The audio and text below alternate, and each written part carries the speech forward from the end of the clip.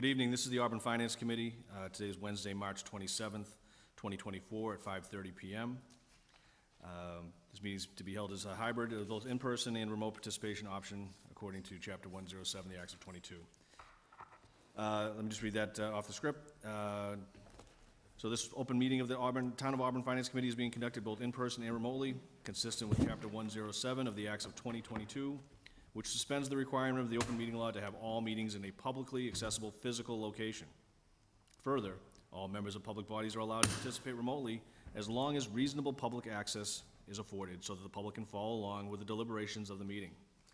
For the public to join the meeting remotely by telephone, the phone number is 1-786-535-3211, utilizing an access code of 991-599-357.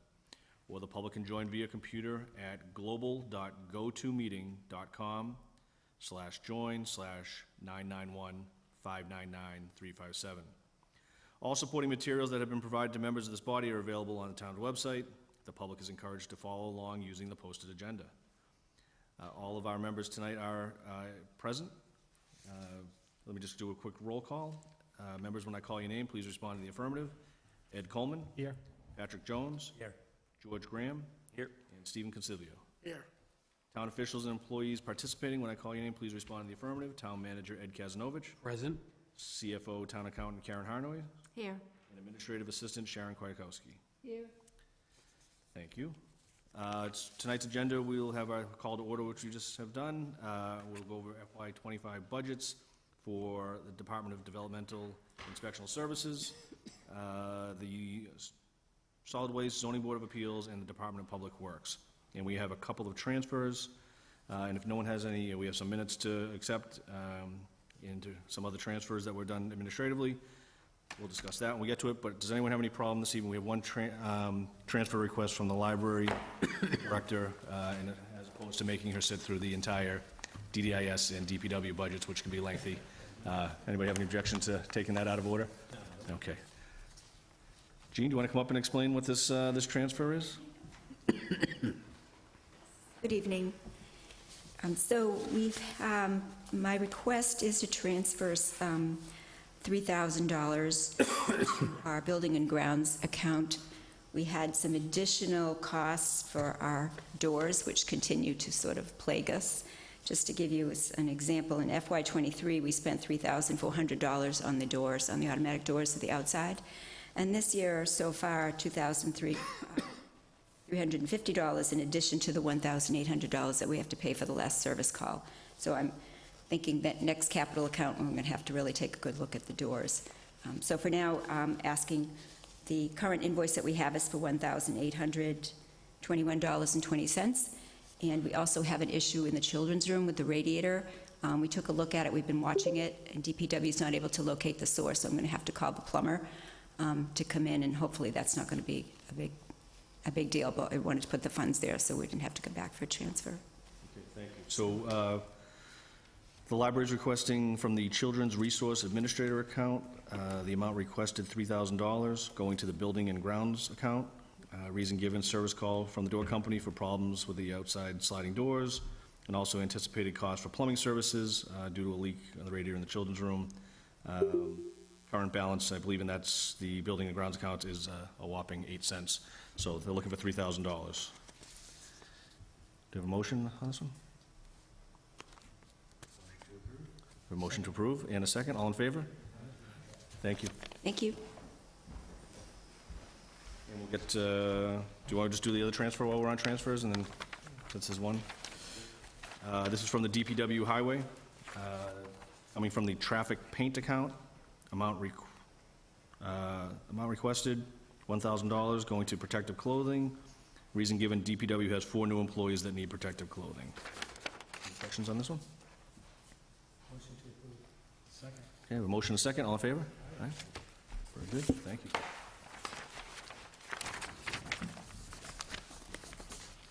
Okay, so first budget being DDI, Department of Developmental and Inspectional Services. Darlene Quill, do you want to try and join us somewhere up here? We can make some room and fit you in if... Yeah, sit here, Darlene.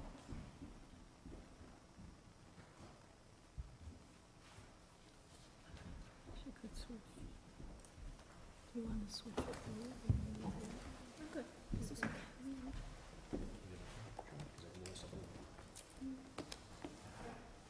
Just for reference anyhow. so.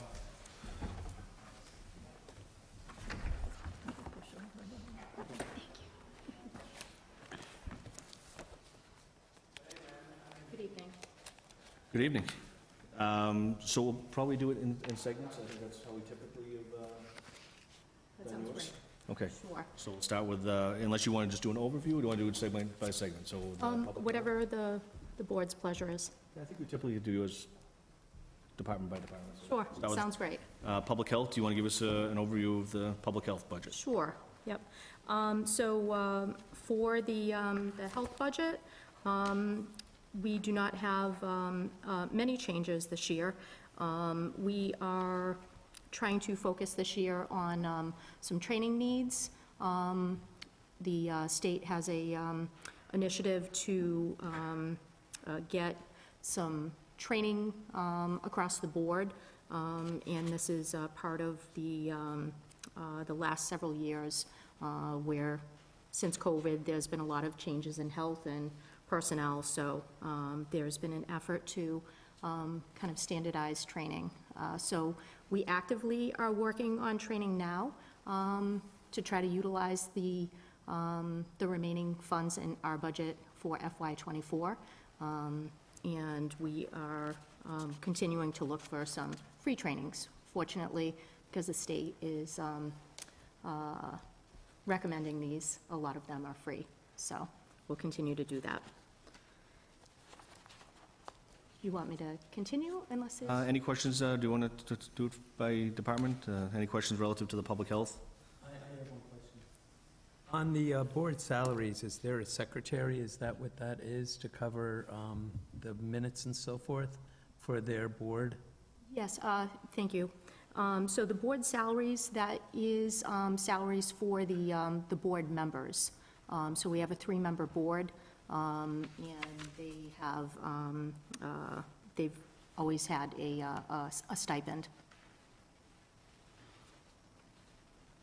Can you remind me if they're appointed or elected boards? They are appointed. Yes. Yeah, and it's 3-year terms.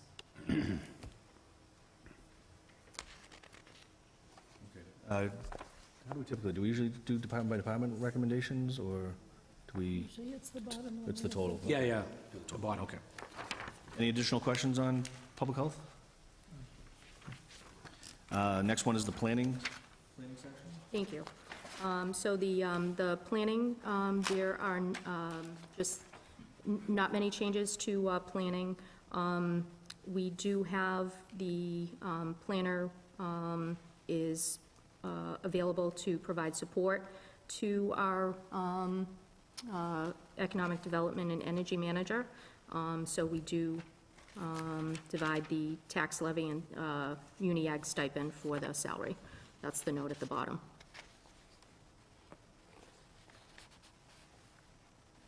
Do you have any questions on? Any questions specific to the planning? Darlene, overall, I mean, I think several years back, retention was an issue relative to some of these specialties. And obviously, this is a tight year. I mean, are we still in a good spot? I mean, have those sort of issues stabilized a bit with personnel? So, thank you for the question. And overall, we do have challenges within the department.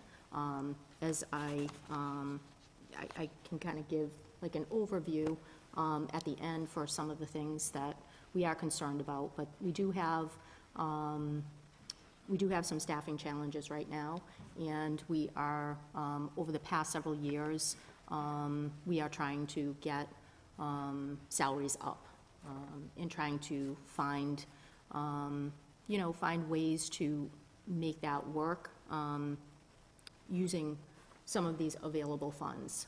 So for planning, obviously the Muni Ag Fund, and for health, we're looking at possibilities because of the push for opioid planning and some of the funds that are coming into the state for that, so we're exploring options that way. Building, I think we're coming up on building. We do have some staffing changes that have occurred recently, so that's going to affect that budget. So, yes, to your question, we do have to keep a close eye on that, and we're presenting this budget this evening, but overall, hopefully, I can bring to the board if there's, changes that we're expecting in coming months. Mr. Chairman, can I just add a few comments? So, to answer your question, we've made a number of adjustments over the last several years to try to keep our employees. We train them well, and to lose them to another community really sets us back. We seem to keep chasing the bar. For instance, we lost our building commissioner recently to a budding town, which creates we promoted Gary, who has to pass his certifications. He's had all of the training, but just has to do the testing. But that creates a vacancy in the inspector's position, and these positions are highly sought. So in some cases, the level of compensation that's budgeted is not adequate enough to attract a experienced inspector. We're going through that now. We have an application out, we have a number of interested candidates. But in a situation like that, we don't know if we have to provide more flexibility in addressing that need as a result of the vacancy. There are vacancies all across the Commonwealth, and they're having a difficult time filling these positions. So in some cases, it requires an adjustment to the salary account. So that's something I think Darlene is, I guess she's focused on that. I think she wants to identify that as a potential issue. But certainly, as these things become known, we'll do our best to keep you plugged in. Any questions relative to that, or? Do we ever borrow someone's inspector, or is there a regional service that can fill in? So we do have a backup inspector that we have utilized in the past. So the two roles that we would have in building and code are the commissioner and then the local inspector's position.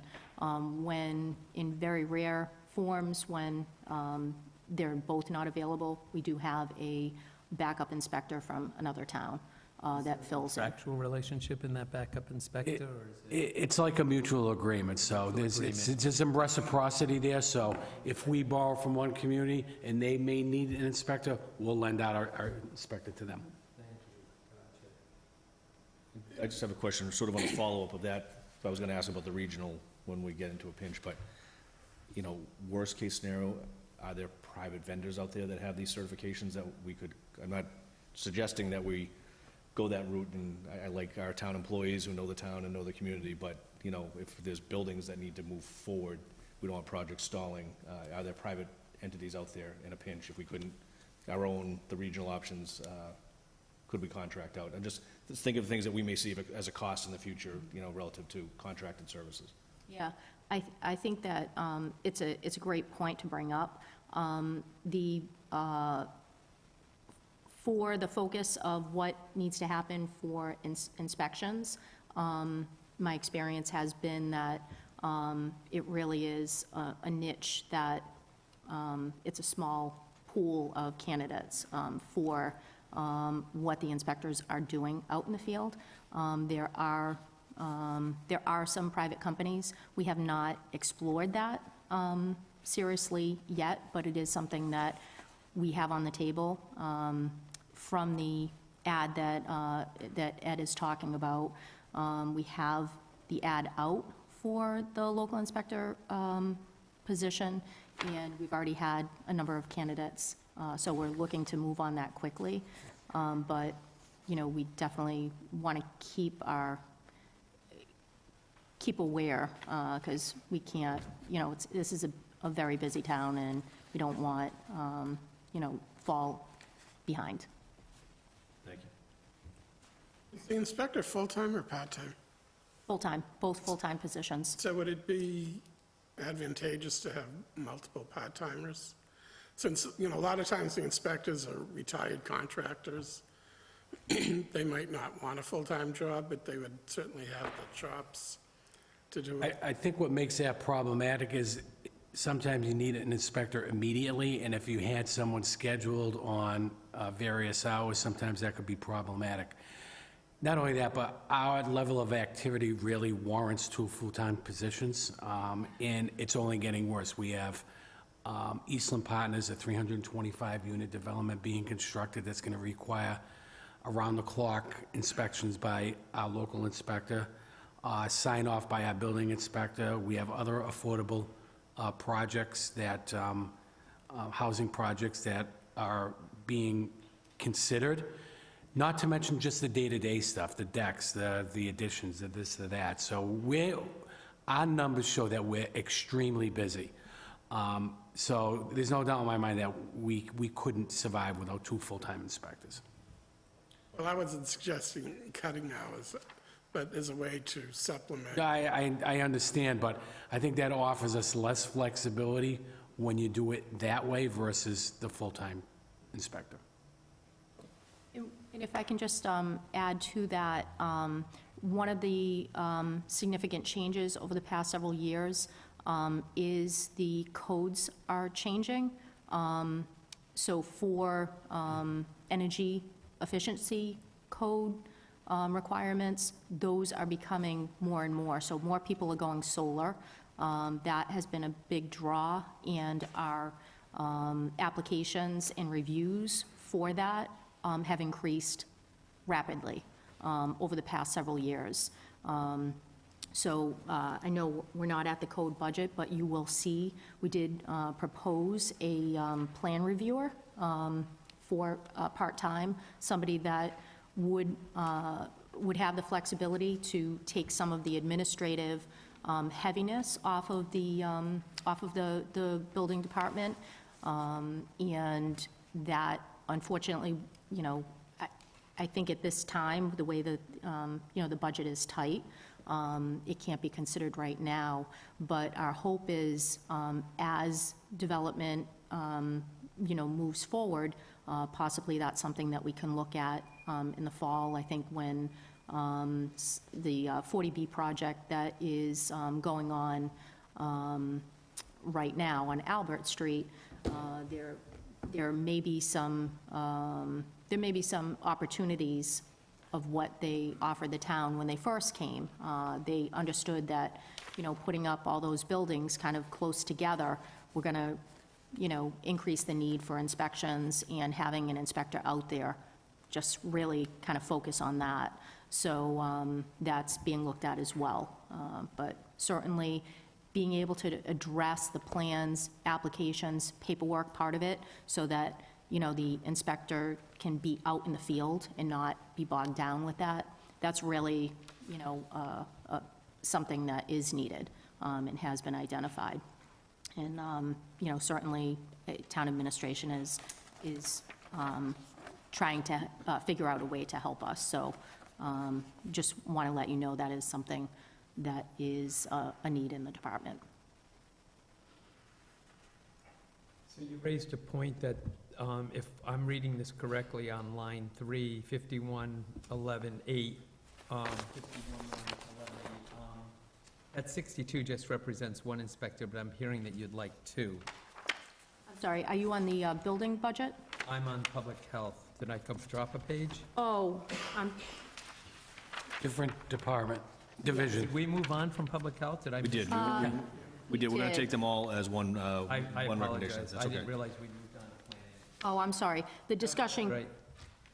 the discussion came up for building, so I'm sorry, I was just trying to answer So the, were we on planning, or are we on building? We're about to move on from planning. If there's no additional questions, move on to We moved on to The building? building is On after to- economic development, the next one. economic development now, Right. energy. And that's the local inspector salary there, that's what we're talking about? Correct. And that's to house 2 people?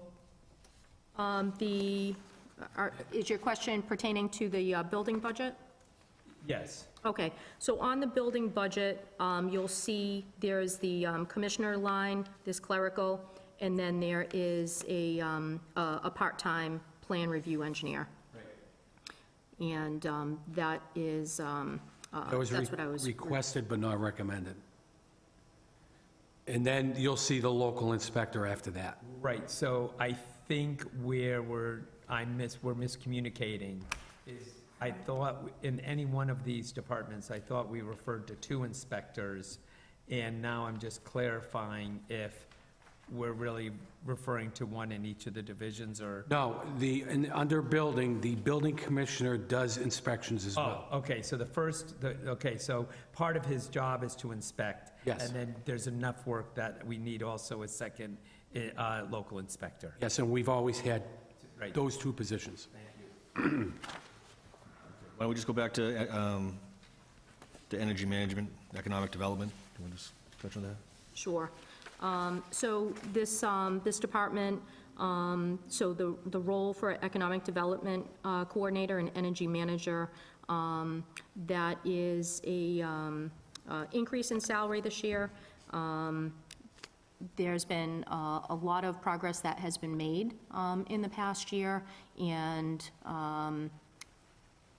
there's quite a lot involved with the energy management requirements and reporting for the state. So there's data that has to be collected from all of the departments regarding usage of, whether it be oil, gas, any of the fleet, any vehicles that are electric vehicles, hybrid vehicles, all that has to be collected and reported to the state. Those reports also play into our green community requirements, which Auburn has been for over 10 years. And our staff member also represents us in the community for the Business Roundtable, DCG, helping to promote business and trying to make it easier for people to come to town to open business here. So the past year has been very successful, and that's why I'm recommending an increase for her. Other than that, there's really not a heavy budget need for that. There are meetings that she attends, but really not, it's really the person doing the work. And if I may add, I think Brooke does a fantastic job on both ends, on the economic development and energy manager. But due to her efforts, the town has secured about $2 million worth of green community funding over that period of time. In addition to that, we probably have about $200,000 in muni ag funds that we get as a result of putting an adder on our town's electric bills to our residents. And that adder allows us to continue to focus on being more energy efficient and to save the town money in the long run. While you bring up that account, can you just explain the muni ag account? What exactly, because a So couple of as salaries are... As a result of the town passing a muni ag through a vote of the Board of Selectmen, it allows us to put an adder if we want on the electric bill. It's a fraction of a cent that gets added to that can only be used, reserved and used for making the town more efficient in terms of energy usage. And that's part of Brooke's role. We have to show that we're actually, through reporting to the state, reducing our carbon footprint and reducing our dependency on energy, making us more efficient. So she's done a fantastic job, and I just want to throw that out there. She's been a valuable asset to Darlene and her department. And I'm sorry. Sorry. Somebody online had asked if the aggregate rate is different from what the town pays. Like, do we have a different, does the town, because I was on the Energy Committee, which Yeah. I guess I could ask why we dissolved, but the the aggregate rate would get redone periodically. Now we're on a 2-year rate. Yeah. But does the town go along with the aggregate rate? No, because our energy consumption and usage is different than the residential homeowner. So we go out, I think we have a contract over a 5-year period. I can tell you the Muni Ag rate is substantially less than the N-Grid rate, which our residents have an option to contract with. And they can jump in and out, so they're going to go with the most attractive rate. So I know under the old rate, we were paying about 23 cents, the Muni Ag rate, and the N-Grid rate was about 32 cents a kilowatt hour. So it was a substantial difference. But our businesses can jump on the Muni Ag rate, although in some cases, because of their usage, they go out for their own contract. So we're not on a 5-year rate, and this is a, It all depends. It all depends on the pricing, it all depends on projections. That's something that both Brooke and I and Darlene consider when those renewals come up. So normally, we consider those type of agreements well in advance of the expiration, because we can do a blend and extend if we want. But we've been successful in keeping that rate down, despite the fact there have been some substantial and significant increases, as we can all see as homeowners over the past several years. So it can be a volatile market, so we've been successful. And just to add to that, the Muni Ag agreement right now, I believe, goes till 2025. And then the rate, should people choose to be on it, is 14.6 cents per kilowatt. So, very good rate right now. Yeah. yeah, we're fortunate that, I think it's all market-based, so it's like trying to get at the right time and being able to act quickly. Brooke is very, she pays attention, and, you give her an assignment, she's gonna do it well. So I think the other part of that, too, I mean, it's, we put it in, I think it's been 2 years now, but our town hall has the charging stations, and we're trying to build our fleet for electric vehicles. The state has given us, incentives through grant money, from several years ago. So being able to secure those vehicles, that was a challenge in itself, just because there wasn't a lot of choices. But over the years, we've been able to get some electric vehicles, most recently for inspectional services. And now we're actually using, the charging station. The charging station, really, we kind of get a lot of foot traffic on it. So on the weekends, sometimes, if I stop by, I see people using it. So it really is a good thing.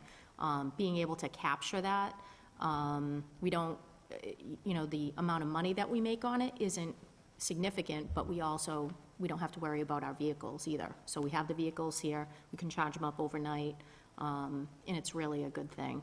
And all those pieces, the Muni Ag, collecting all the data to put in the state system, being able to handle the charging stations and looking at overall, that's just the energy management piece.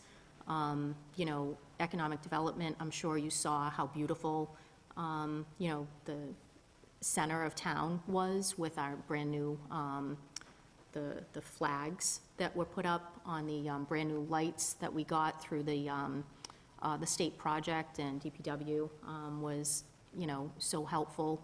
So we were able to purchase that. It really kind of increases, why people would like to come to Auburn, making it attractive for businesses, making it pretty, making it homey and fancy, So she does all this, and she does a great job. I just had a question relative to that position. I think I was here when the economic development position was created, and I believe it was originally situated under your office, under the town manager's office, and then at some point combined. I wasn't completely in agreement with it at that time, because I felt like that was a full-time position that needed to drive economic development, because I feel like that drives, you know, funds coming into the town. But, and then the energy end, it's obviously she's bringing in funds that way. Is there too much for that one person? Is that a position, and is that an office in the future that that position is gonna grow, or need to be separated again because of the amount of work that's involved there? So we are concerned about, you know, you're seeing a number of vacancies here in town. So we want to get those storefronts filled. I mean, that's just going to generate some growth and some revenue.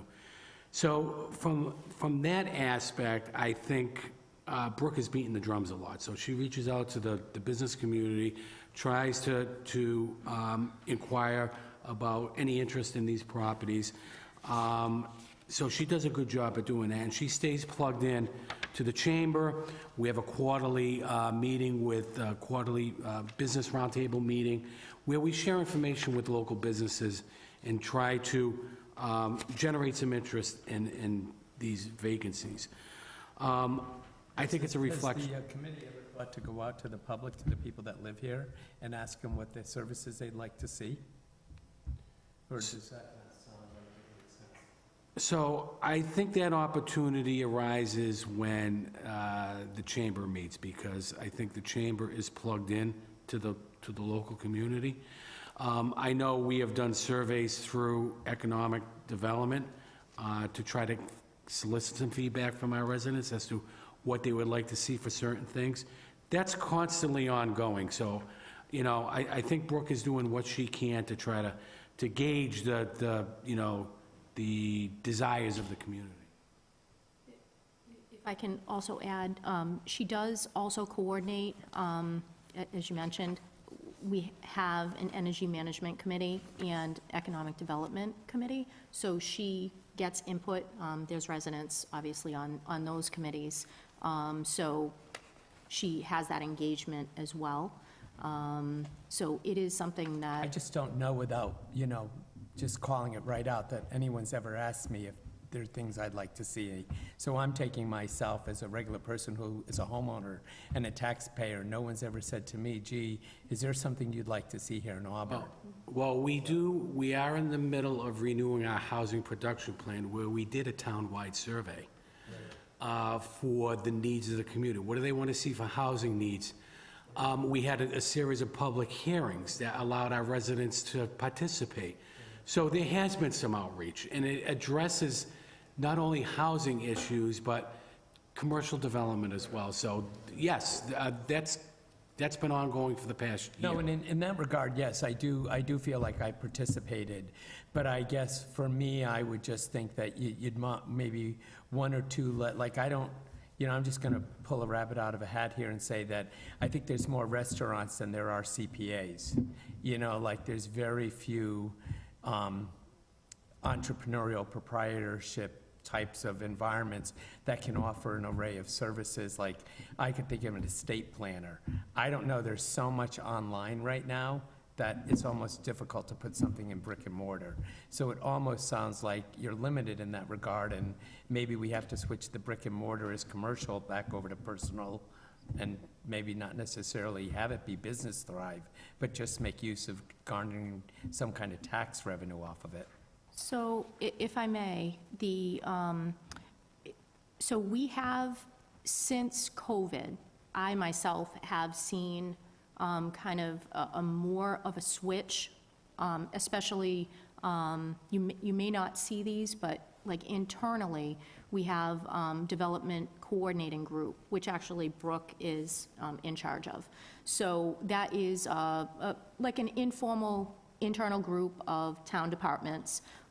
When somebody is coming to town, whether it be like a business that wants to expand, somebody wants to come to town to do a business, or there's like an event happening, you know, something fun, anything that is going to be happening that may impact the town departments. So it's a group that meets regularly. We meet every other Wednesday, so it's usually twice a month. And Brooke coordinates with, so whoever gets the call, it's usually our department or police or fire, whoever gets the call first gets them funneled over to Brooke as the economic development coordinator. And then what she'll do is she'll set them up on DCG, and then, you know, we make some sort of contact with them. Geez, what's your event? I think an example, like, they had like a Easter egg hunt for one of the local churches. So that was gonna be kind of a big event, came through DCG. Turns out they were gonna have some food trucks, so, you know, Board of Health weighs in on possible food permits. The fire department may weigh in and said, hey, you know, let's not put the food trucks, you know, in the fire lane, stuff like that internally. What I have seen over the past several years through DCG is there's a lot of home businesses. So people want to do that, you know, kind of, I guess your example, estate planning, or somebody that can do a business that's not going to, like, maybe they can do most of it online, but maybe they have one person come once in a while, so it's not a big traffic impact. So those are things that we are seeing, and because it's in inspectional services and because we're all connected, like physically and, you know, several times a day, we also get ideas from that of whether or not we need to consider zoning changes. Those things are happening as well. So I hope that helps you understand why. It does, but I also, to my chair's point, think that part of the role of an economic developer is to attract people to sell the town, to get them to come in and want to. So that sort of sits on the other side of hearing the town manager say, well, we've noticed some vacant storefronts and we're thinking about how we're going to. So that was really more, you know, and I know that we've got a big plan, and I know that we're meeting, but I think since it came up as part of the budget meeting, that it was an opportunity to sort of talk about it for a little while, because I think depending on who you are and where you're sitting, whether you're participating or the audience or a taxpayer or involved in the payroll of the town, you want to know that, you know, Auburn has the ability to still attract businesses and if not, move with that space to make sure that we're not losing taxpayer money. If I may, I think this is a reflection of the times. I don't think Auburn is any different than any other community. right. Although, you know, I think our focus has been in addressing small businesses. We offer the small business exemption. We've worked diligently in compressing the dual tax rate to help entice businesses to come to Auburn, and we've seen some positive results of that. My comment about the storefronts, I mean, I think you could see that wherever you look. So, You do. you know, you're competing with Amazon, you're competing with Sure, well, you're just competing with businesses that are, you know, finding just to have brick and mortar is expensive, and, you know, what can we do as a community to attract them so that people can get back into those places? Because at some point, I think we're gonna learn that sometimes it merits having a real person in front of you and having those services provided for you. So I get it all, I just think it merited mentioning. I think they're addressing bylaws now that will allow for mixed use in certain Right. sections of town that will help entice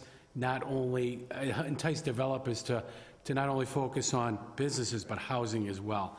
So I think that is going before the town meeting. I think one of the things that I want to point out that I've always liked about Auburn, but I've seen it in the surrounding communities for the decades that I've lived here, is the one thing I don't want to see is I don't want to see green taken up or a beautiful lawn in an area, regardless of whether it's commercial or, you know, in a residential zoned area, and have well, let's just be basic, and have a movie theater or a strip mall put up, and then 4 blocks down the street, 4 years later, they allow the same thing to happen, and now you've come up and everybody wants to go to the greatest, so now you've got this dinosaur of a vacant area. And I've never experienced that while I've lived in Auburn. I've never seen it make choices where it allowed something to occur, and then it didn't think that through, whether it be the planning board or zoning board of appeals or the economic developer, and say, hey, wait a minute, we've already got that. Why would we want to put another one 4 miles on the other side of town? If anything, there isn't enough market research to justify having two here. So that's the one point I will say, it's a delicate dance to do, you're right, to fill those spots, and a lot of people are up against them. But I'm glad to see that we didn't have two movie theaters collapse around us because a third one went up in Millbury or Grafton or something like that. So I know we're thinking about it, we're making wise choices.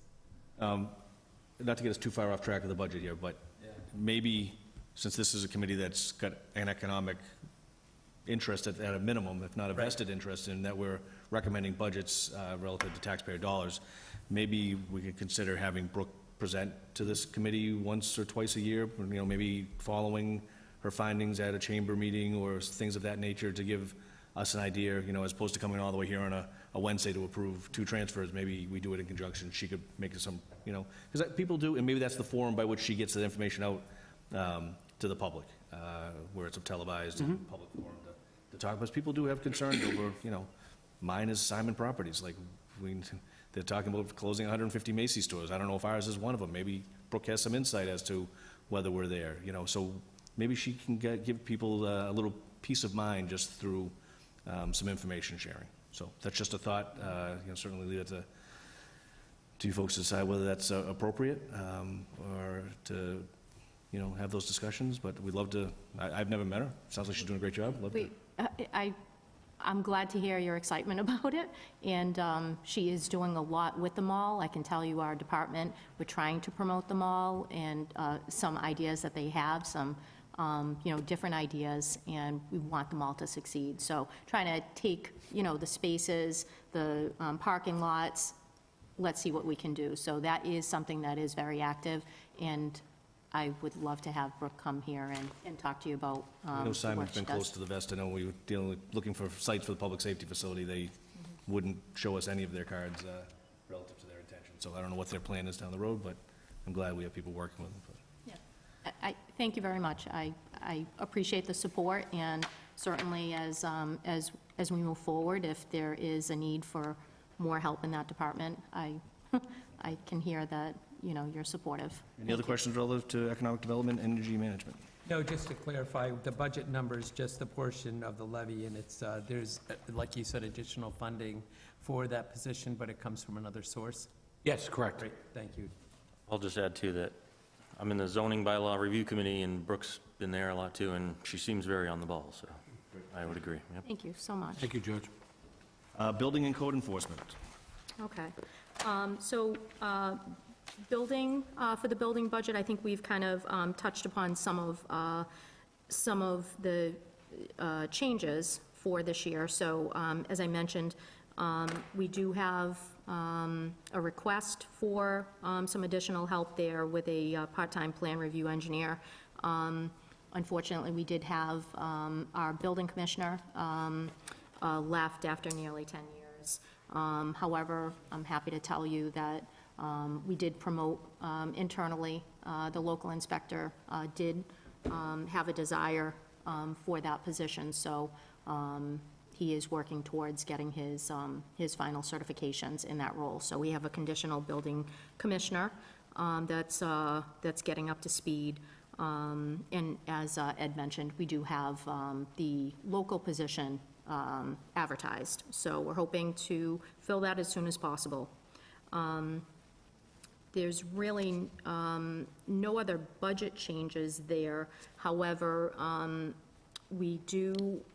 do want to let you know, we are going through a major change right now with a lot going on in the department, but we are in the process of transitioning our existing permit software over to a new permit software. So right now, to get us set to transition to the new software, we are putting in the new forms, trying to get the staff starting to train with the new system. So that is going to be happening over the next 3 months. So there's a lot that goes into it. We have to tie all of the address tables and database through the assessing department to make sure it matches the permit addresses within the software. So we're working through, that IT support, and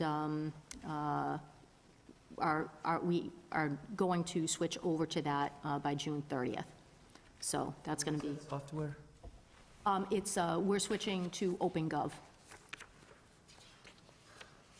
Is that an update to the existing or a new purchase? We have an existing software, so it's People GIS, and we're switching over to OpenGov.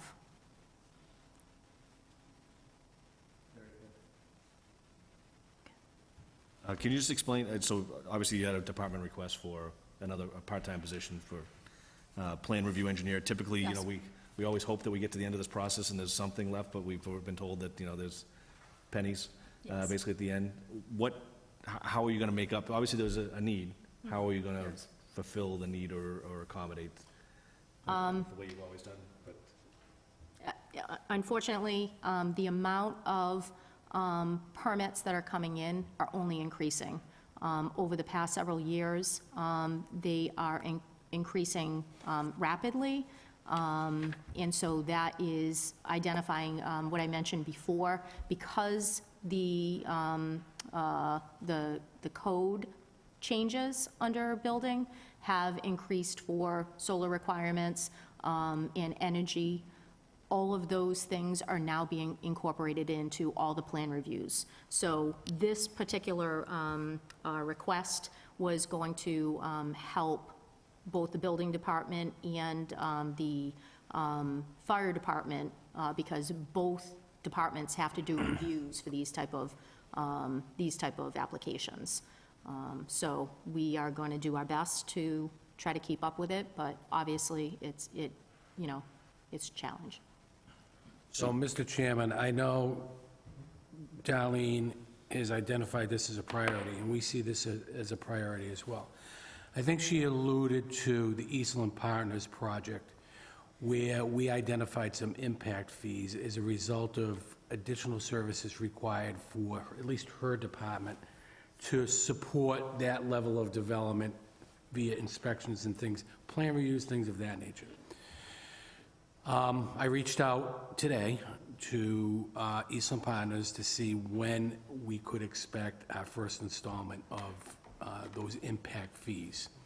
Certainly, those impact fees were used for a variety of reasons, some road improvements in that general area, but also some additional support and admin services that are required of her department and other departments through town government. That being said, we may be able in the fall to recommend something from those impact fees that may help support a part-time position, at least to get us through a period of review and inspections as a result of those. So we may be back at a later date. It all depends on a number of things. Certainly, as we get into Joanna's budget, we stripped away some of the celebration fees in order to balance the budget that's before you tonight. So the 4th of July is out, Memorial Day is out, special events is out. Small money, but very symbolic, but the board had suggested that we consider putting that back into the budget. So that's one area we're looking at too. This is another priority. But just to keep that on the radar screen, we may be back at a later date to address this need here, okay? My question relative to funding, so you're one of the few departments, maybe you and five, well, I mean, I guess there are a couple other smaller ones, but you generate income through fees. So how does those fees just go right into the general fund? Yes. There's not retained where they can be utilized? It's not allowed? Okay. Under certain circumstances, it is allowed. It all depends on DOR regs and guidelines, as Karen will tell you, but for the most part, that's general fund revenue. It's got to get recorded in the general fund. But it's a balancing act, because if you've got contractors and people paying permitting fees, they expect those services not to hold up their projects. So it's tough that you're taking a fee in, and that you have to deliver those services professionally and in a reasonable amount of time. So I'm just trying to, Right. So those fees over the past several years have increased, and the number of, the volume has increased, which is why, we're asking for that help. But also recognizing that, as Ed mentioned, in order for us to, start getting some of the fees in for the 40B, the impact fees, we actually have to get the buildings done, issue occupancy. So you can't issue the occupancy if you don't have the people here. So we're trying to prioritize making sure that things are operating, and I can tell you, Gary has his eye on that. So we are doing absolutely everything we can to keep it going, but this is something that, it will bring money into the town, but also there's a lot of review that goes with it. So we're, we are very thankful that, that administration will take a look at that in the fall, so we appreciate that. I mean, I think I would be interesting, I don't know if the number is somewhere contained in this, in the budget here, but as to what we take in relative to your fees. Well, if I may, we moved a conservative approach on our new growth from 400,000 to 700,000. That's been the average. So if we recognize some new growth as a result of Eastland Partners, may allow us some additional flexibility. I'm not going to know that number until September when DOR certifies those values. Fingers crossed, maybe that value will approach $1 million. That gives us $300,000 of additional consideration townwide. Not that we would suggest we want to appropriate that all, but it does offer some flexibility. But on the flip side, we have the governor's numbers. The House numbers could be worse. We may have to swing the other way. So we got to keep all that in mind, how it ultimately shakes out. But that's why it's too early to make a recommendation on this right now. And to answer your question, just in regards to solar permits, 2021, we had 70. 2022, we have it 132, so almost doubled. And 2023, 189. So that's the solar, just the solar. I'm just focusing on that. Any other questions relative to building code enforcement? I think this is, okay, Conservation Commission. Just get to that. Conservation, there's really not a lot of changes. Actually, a reduction. And just to remind the board, this is something that I am excited just to tell you. We put the conservation agent, land use coordinator in place a year ago, actually January, and we are just, that has been such a great thing for our department. So we offset that with, this gets paid out of 3 budgets, so it's planning, zoning, conservation, and then the 4th piece is through the Conservation Fund, which comes in through the applications, so a portion of those fees. Which applications? Conservation applications. Anybody Yep. that has any impact on Yep. that, okay. Great. RDAs and NOI applications. Questions on conservation? Animal control. That's the last one for your, So animal control, we have,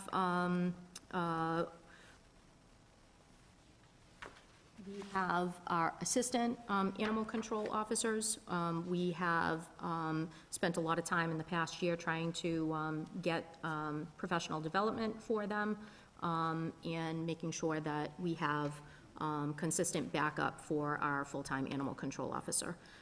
So that's about a 4% increase. Otherwise, really, any of the operational budgets really haven't changed. We just moved money around a little bit to better serve the line items and what we're spending money on. To your point, through the chair, it has gone up and it's doubled. And it's gone almost 4 times in a couple of fiscal years. So I'm curious, what constitutes backup? Sure. Thank you for asking.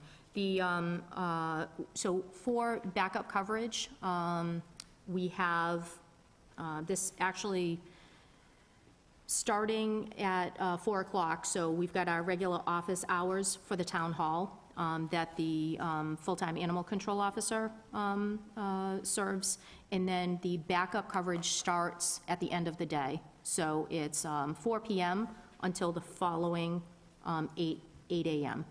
So that person serves in the off hours. So that's one feature. And then we also have weekend coverage for starting at 1 o'clock on Friday, and that goes until, I believe it's Monday morning.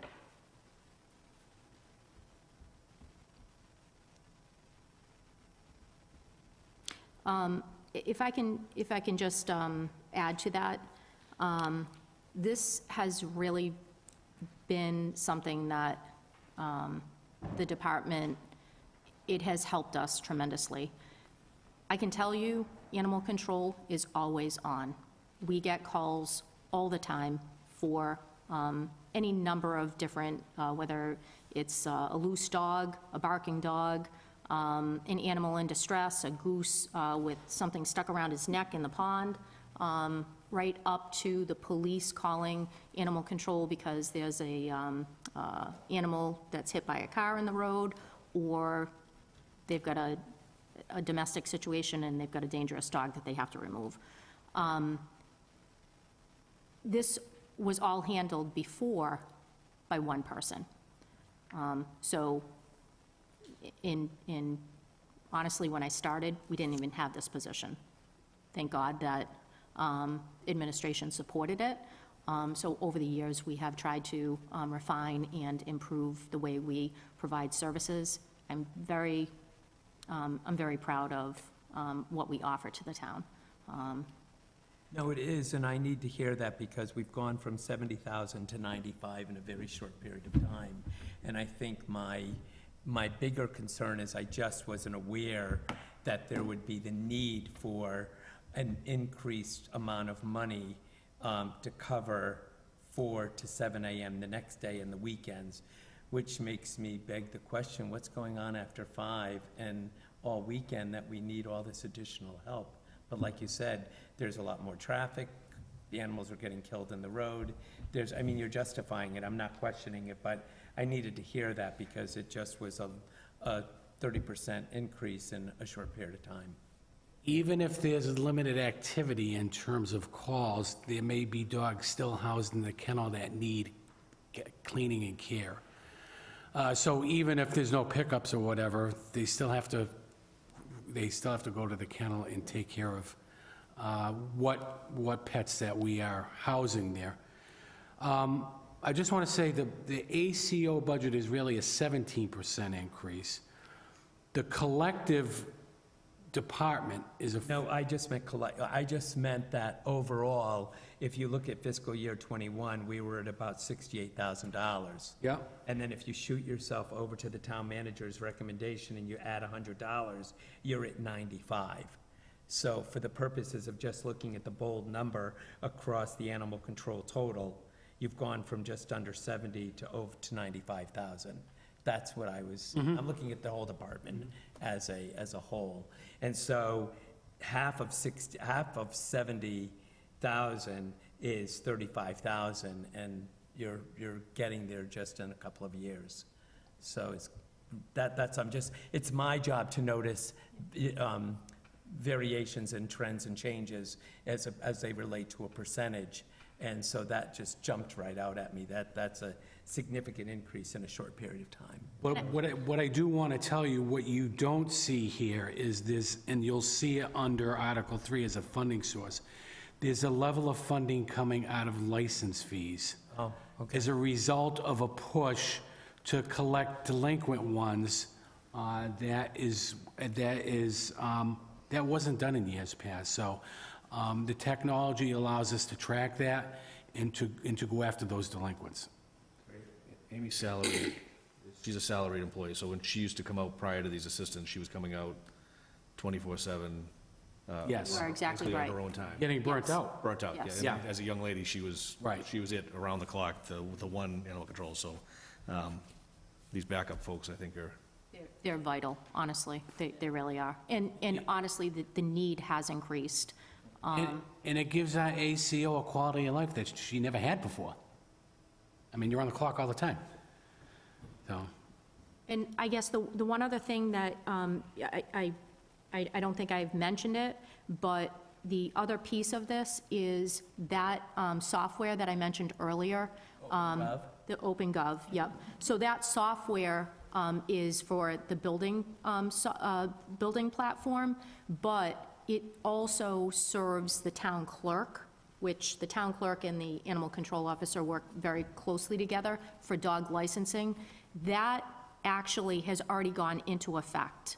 So as of January 1st, we have already started online dog licensing. One of the challenges over the past, I'm going to say year plus, year and a half, has been that the licensing, the platform that we had didn't allow for people to pay online. And so we lost a lot of money over the past couple of years. So already, for 2024, we're already at almost 15,000. So that is one of the things that Amy has been in very important role in that, working with the town clerk to be able to get those fees that Ed is talking about for the town. And is it just a one-time year annual fee? Do we just charge all of them in January or something like that? Or Yeah. if you move and you come in, are there monthly residuals? Oh, so it's a dog license fee. Right, So so you're it's going to once a pay, year. it's a yearly license fee. Yep. So you have a period of time, I think it goes until April, and then after April, you pay like a late fee. But that is something that we're hoping, this new licensing platform allows us to get more money that Ed is referring to. So hopefully that helps you understand, this is an important position. did I see somewhere there's a Friends of the Kennel group or something that helps support donations for, because I'm just noticing some of the support stuff, vet bills, food, stuff like, it seems minimal in these lines here. Is that because of the support of the outside groups, or? Dog friend, no, what's that group? Fur Friends. Fur Friends, yeah. So we've had, we do get donations. Fur Friends is one of those organizations that does, that has offered donations to us, which we are very grateful. But yeah, we run very lean, as you can see, and we get grants from the state. We creatively try to, get donations where we can. Thank you. I noticed that there's no food for the kennel on this budget. So is that how the animals are getting fed? It's from outside support? So we obviously take donations, but we do purchase, we do have kennel maintenance as a line item. So I think we have that as $700. Doesn't seem like much. That's why we run lean. So we definitely, we can't ask for donations, but we appreciate them. Any other questions relative to DDIS? Okay, so without going through the total by totals, let's do the total for the entire department. So FY '24 was $784,855. This year, the department requested $862,680. Town manager's recommendation, $822,008. That is an increase of $37,158, or 4.73%. Motion to approve? Recommend? Recommend. We have a motion to recommend? Second. And a second, all in favor? Aye. Okay. Thank you very much. Thank you, Darlene. So we have zoning, Board of Appeals? And solid waste. Solid Oh, waste. is solid waste next? Okay.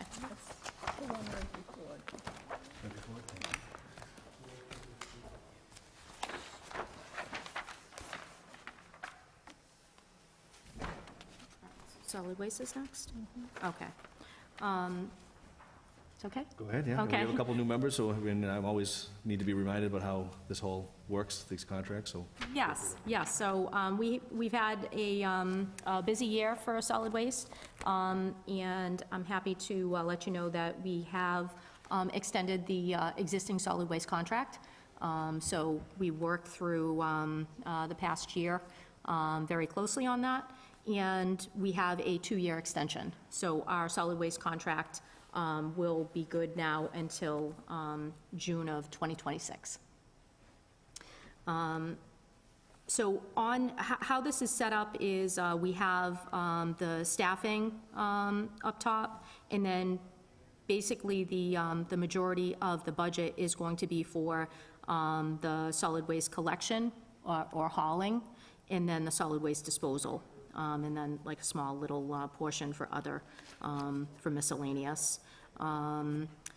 Solid Waste World is definitely over the past several years become very market-driven, and a lot of what we're seeing now, especially in the contract that we just negotiated, a lot of it is based on CPI, so Consumer Price Index. That is something that we really had to pay attention to.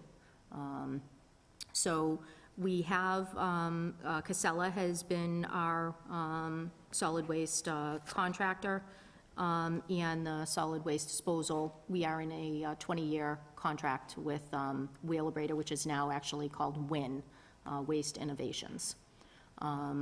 The numbers that you see here are about a 4% increase for both, and it is a little bit challenging to try to budget for this. We tried to look at, in the past, in the past several years, what we have incurred for cost, and this, we feel, is something that will hopefully take us into the next year. But you never, you don't know exactly how much you're going to dispose of. The hauling contract is a little bit, I guess, more secure than the disposal contract, because you don't know how much you're going to be paying for, how much waste you're going to have in total.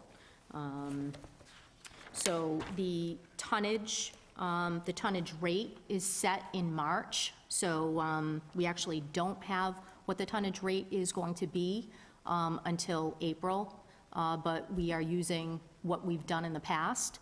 And last year, it was about a 3% increase from the year before, so we were trying to be conservative and go with a 4% increase. We also look at the blue bag revenue for anything that doesn't fit in the cart. We have really watched that in recent years since COVID. A lot of people are home. There's more trash generated. So we definitely did a review with Ed and Karen this year for the indirect cost. And we really think that this is a good budget to present to you. But obviously, we're waiting for some of those numbers to come. They're set up the way that we have it in the contract for disposal. We actually don't get that rate until April. Do we make any money on recycling? How does the recycling? So, in years past, there used to, in years past, we actually had a contract where we didn't even pay for recycling. And over the past several years, there has been some challenges and some changes in how recycling is processed. So we actually pay for recycling processing based on a formula and how the commodity, at what price the commodity is. So it's a formula that is calculated, and honestly, it changes from month to month. So recycling processing costs, depending on contamination level.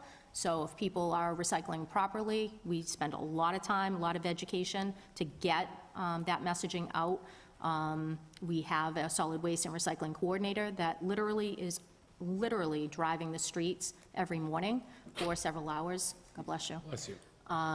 And we spend a lot of time trying to make sure that people know what the right thing to do is. So recycling processing cost, bless you, cost about anywhere from about $6,000 on the low end to $11,000 a month. A lot cheaper than the trash. Yeah. So you have to keep you really have to pay attention to what's happening in the world, and contamination seems to be a big deal. So we are spending time on the education piece. And then recently, I don't know if you saw, we did an effort, a swap initiative, so giving people incentive not to have to pay for a cart charge, to go from a large trash cart to a small trash cart. We did this really over the winter, and we got 180 people that we had. Honestly, I think I expected, geez, maybe we'll get 50, 60.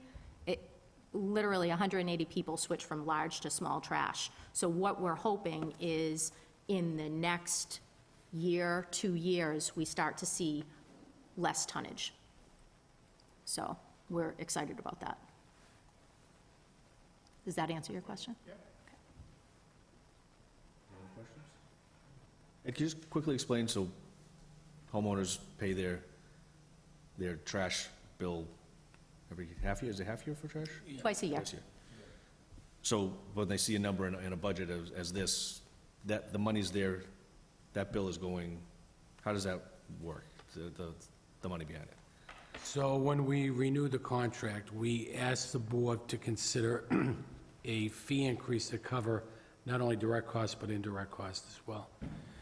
And we didn't want to come back every year. We did a model where we projected out expenditures over the life of the contract that allow us just to do a one-time adjustment. In consideration of that, we offered the program of the swap, where people had an opportunity at no cost to them. In fact, they got a credit. The swap was free, and then they got a one-time credit of $50. To incentivize them to downsize and to reduce our tonnage at the wheel, that would result in savings as well. That's a benefit to the community, not only for the residents, but for us as well. But no, that fee goes into the general fund in anticipation of expenditures that have been identified. Any other questions?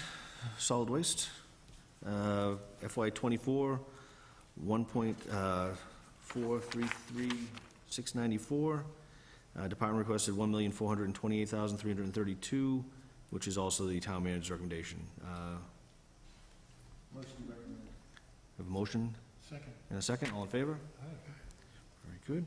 And I use ZBA as well? ZBA.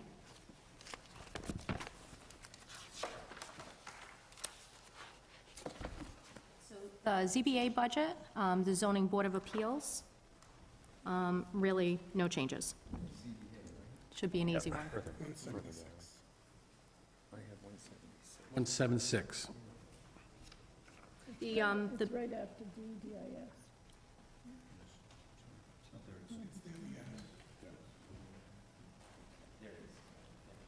the main part of this budget is just 1/4 of the salary that's split up from the conservation land use coordinator I mentioned earlier. Thank you. So FY '24, $14,472. Department's request this year, $14,579. That matches the town manager's recommendation, a slight increase of $106.78. Motion to recommend. Second. Motion and second, all in favor? Aye. Very good. Thank you very much. Any capital in yours? No capital in yours? We have the 2028. Well, there is something on the radar screen, but nothing for the year that you are taking a position Okay. on. Oh, okay. Yeah. Great. Thank you. We're good? We're good. Okay. Thank you very much for your time tonight. Tony. Good luck with Open Gov.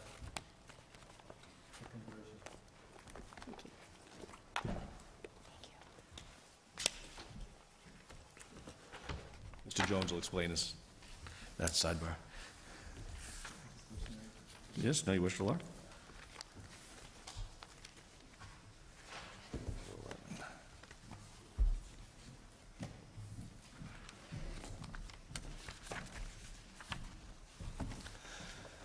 Joanna, how are you?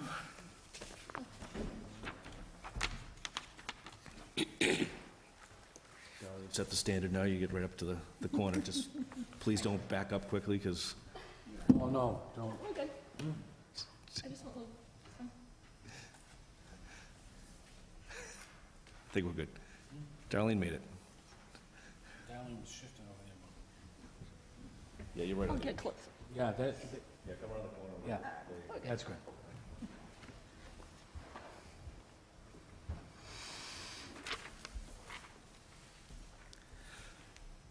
So, good evening. So you've also got several divisions within your department. Do you want to give us, do you want to go division by division? Do you want to give us an overview, or however you'd like to present? Well, I'll leave it up to the board. I can do an overall review or just go by division, however. If your notes are broken up by division, we'll just do it by division. That's probably the easiest. Sure. Okay, great.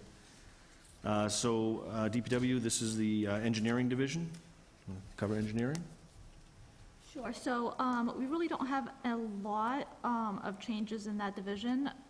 The biggest change is in the wages. In the past, so we just filled 2 vacancies, in the stormwater and the engineering divisions. So in the past, one of the positions was filled, partially by engineering and partially by stormwater. And at this time, we're just shifting that so that one person is funded through one account, the other person is funded through the other account, just so that it's a little bit easier to follow, and there's a specific account for each position. So if you looked at, last fiscal year, we had an assistant town engineer in the stormwater section. So we're dropping that line and moving some funds over to the assistant town engineer in the engineering section. So, so you have the 2 engineers in the engineering and the stormwater section that are being funded. I don't know if I. Yeah, that was Or allocated in confusing. years past, and it really created an accounting nightmare. So we combined that in one line item. The funding source at the, noted at the bottom seems to be complicated enough without making it more complicated for the director's salary with all the different funds that are, Yes. that makes it complicated enough. Questions relative to the engineering department? I'm just curious why the department request for sidewalks and pedestrian safety was requested at 150, but the town manager is, I see there were 50,000 appropriations for probably some work, but what the town manager's take is on not putting anything in there. So if you look at the footnote, that has been provided for under the 5-year capital. That way, if it's not expended, we're allowed to carry that over and expend it in future years. It becomes problematic when it's part of the operational side of the budget, and you have to expend it by June 30th. Well, no, and We didn't want to lose any of that. We wanted the ability to carry that over. But you wouldn't be able to encumber the money as part of the operating budget and pull it forward and PO it as part of it? I think you could do a reserve for encumbrance if you had a measurable liability as of June 30th. But it would have had to have been billed before June 30th, Yeah. not purchased. Not a purchase order to encumber it, but an I'll act. leave that up to the CFO to determine, but yes. Right, if it was contracted for by the end of June, then we could carry it over. That was my point of my question, but you don't want to run that risk. Right. So you're moving it right out to the CIP. The selectmen identified that as a priority, that they wanted to see, and we just had a sidewalk program study done through CMRPC that was covered through opera funds. So we want to use that program to initiate some repairs, some enhancements to our sidewalks.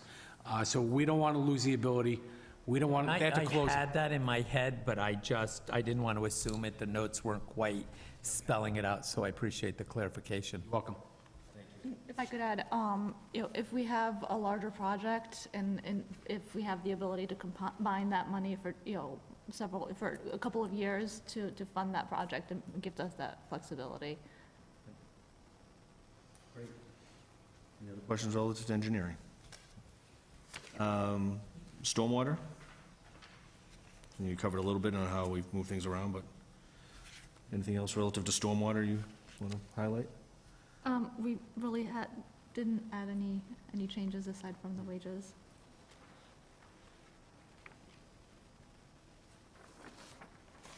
Has anything changed with stormwater? I know your predecessor, that was, he would highlight that on a regular basis, some stormwater regulations. Are we on track? We are, at this time, we just hired, like I mentioned, we have 2 new engineers, and it's great because they both have 2 very specific skill sets. And one of the engineers is very in tune with the stormwater permit, and she's keeping us on track, so.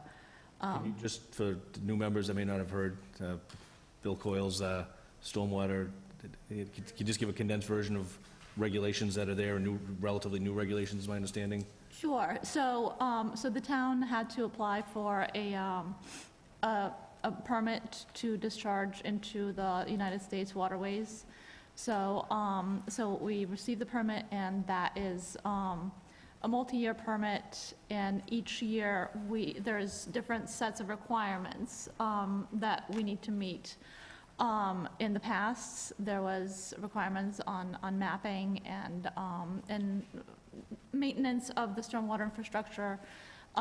So in recent years, it's been a little bit more stringent on any, there's additional requirements because we have some impaired waterways due to phosphorus mainly. So at this point, we're looking at phosphorus reduction plans and looking at implementing some infrastructure that might filter that. So this will help to add those BMPs, those best management practices, so that we can meet those goals. So so there's. The years past, we've had a lot of mapping and a lot of planning, and now we need to kind of move forward and do the physical infrastructure improvements, as well as there's a lot of calculations that go into it to prove that we're reducing those the phosphorus. We've also, as part of the permit, we've also implemented a permitting process for townwide for anybody that's looking to develop land. So there's a land disturbance permit. So that's also our department. So we're reviewing plans with respect to that, and that was a requirement for our what's called a MS4 permit. So that was part of it. Just kind of going back to the years past of some of the other requirements. And one of the other things is testing all of our outfalls to see if there's any illicit discharge, making sure that there's nobody's putting anything down the drains that doesn't belong there.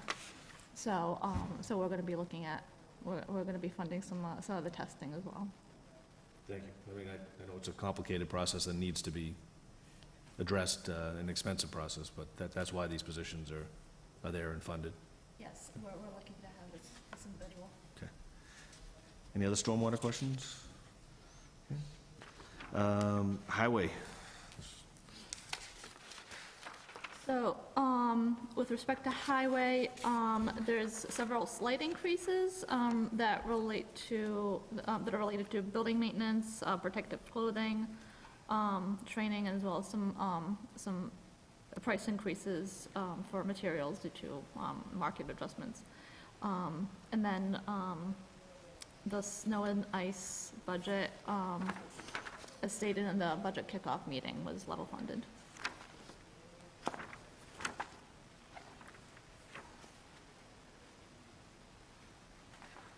Questions on highway? This is, one of the more expensive ones.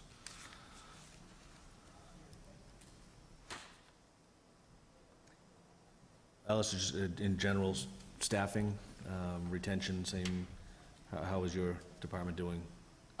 In highway, there was one individual that was very instrumental in keeping up with our facilities maintenance, actually foreman. He retired. We seem to be losing a lot of people to the south.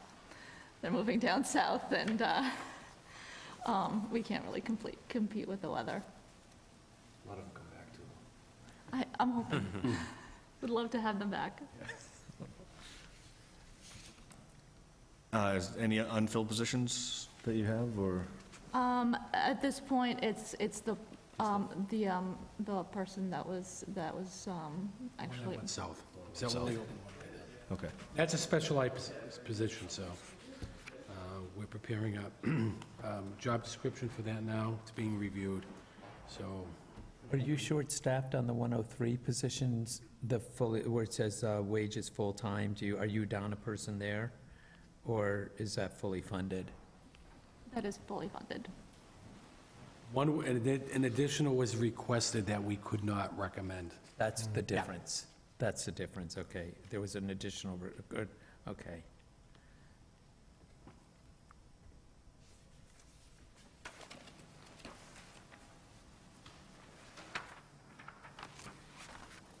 Questions on the highway?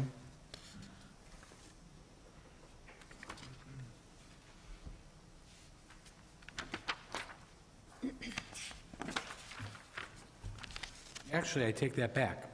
If we go to, I'm sorry, I think we talked about that. If you go to the next one, under facilities, the facilities manager was formerly under highway, and we did a reclassification. Oh, okay. That's what it was. I was thinking additional may have been asked in parks, right? Yeah. Okay, so yeah. This was.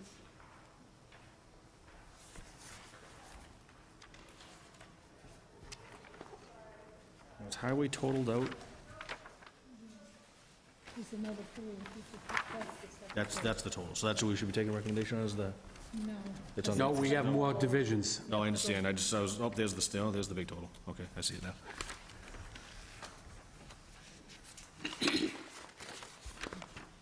Okay, if nothing else on highway,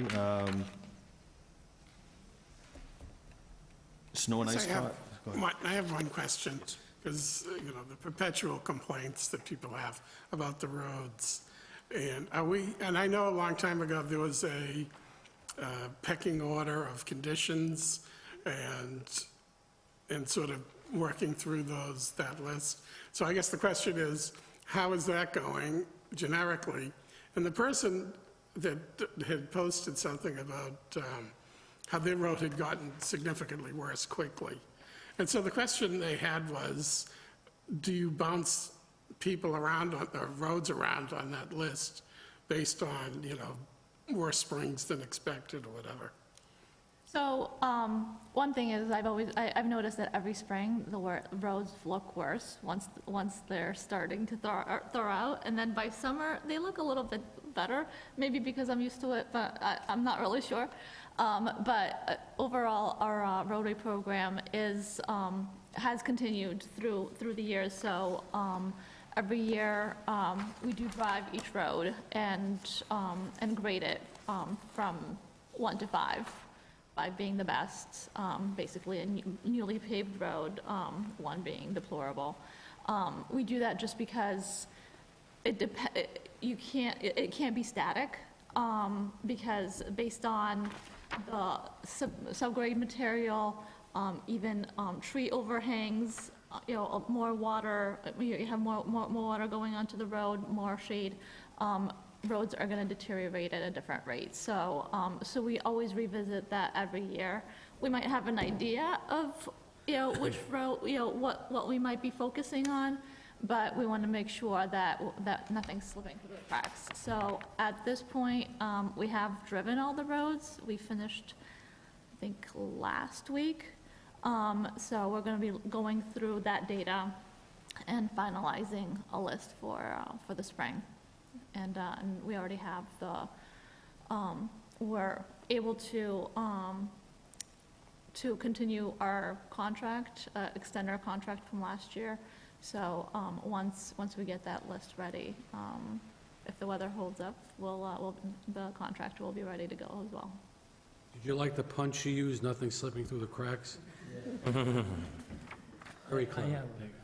I have a question to town administration while we're on this subject. We were talking earlier about, and it escapes me now because I'm trying desperately to recall it, but we were talking about a small percentage of, per something that the town gets an amount for, and I can't remember what the example was. We were on some expense and it generated income, but it was at a very small amount for every, well, I was trying to recall it, but on the same concept. Like the electric, we're talking the muni. Yeah, the electric, right, on the electric, thank you. So, now that I'm around town a little bit more, I've noticed that large companies like, and I'm sure this may have come up, I don't know, I'm reaching out to town management for this, but I notice in any given day, 50 trips a day by Amazon on my street, 50 trips a day by FedEx. Somebody in a company is paying $12 more to have something delivered at 8:10 instead of 9:10. Somebody's paying another $15 to have something delivered at 11 o'clock instead of 4 o'clock in the afternoon. But these miles are piling up on our roads. And the first problem we have to the board is that when you spend an exorbitant amount of money to redo your roads these days, they don't use the same product that they used even 25 years ago. So the life expectancy on those roads has already diminished. So we're paying a lot more money for product and wear and tear that we don't even get a return on like we used to. To add to that now, we've got companies that have these large trucks that are driving through our towns, on our roads, into our neighborhoods, and onto our streets. And I know at the end of the day, the consumer's gonna pay for it, but if you wanna pay for Amazon or DoorDash or somebody to deliver all of your stuff, is there any conversation about possibly tapping into their income and saying, look, if you're gonna deliver to us, or you're gonna go up and down Johnson Street for 40 times, there's gonna be, in other words, they're making out because they're charging for early delivery, but we're losing because they're going up and down our streets 40 times a day as a large truck and eating up our roads. And I'm only mentioning it because to me, I do see a significant wear and tear that didn't exist even 10 or 15 years ago. I don't know of a mechanism that would allow for any such compensation for that, but what I would tell you is probably the method of delivery will change. A drone will bring it to your house pretty soon, and it won't be Until somebody traveling gets over the clipped off roads. head. So there'll be no wear and tear on your There'll be roads. no wear and tear on the road. Just an That observation. technology is not that far away, so. No. But I think it's important to recognize in the budget process that there are two things that are happening. We're watching the expense of product rise, whether it's equipment or whatever we're using, and also we're watching the price of labor go up. So it's just, no matter which department sits in front of us, it's labor and materials, And it's just exhausting to see this kind of money being poured. And like you said, to your point, which roads are next on the list? And then those other roads are waiting, and then by the time we get to those roads, the roads that we did 10 years ago are gonna have to be done over. So it's a never-ending. Would you agree with his statement that the quality of the Oh, roads it's is not a statement, different? it's a fact. It's a fact. Because it seems to me you get what you pay for. I mean, highways are built differently than side streets.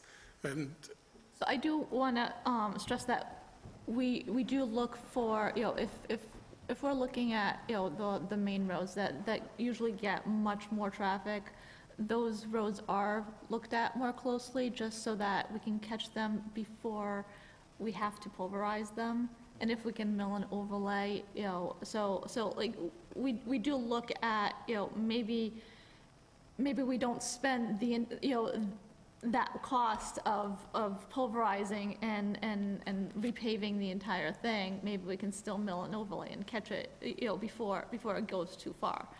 But, no. But it's apparent to me that I can remember in years past riding down Bryn Mawr Street after it might have been redone, and I went many a times before I noticed a pothole.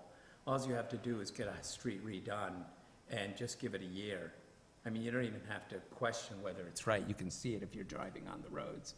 There are roads that are main roads that take you from one community to another, that all of a sudden, if you get on the road and you're commuting and you go through to Hopkinton and you see a newly paved road, and you use that because that's where you're going to work, I can assure you within a year or two, if you're still going to your job and you use that road, you're going to see damage done to that road. It's just a given.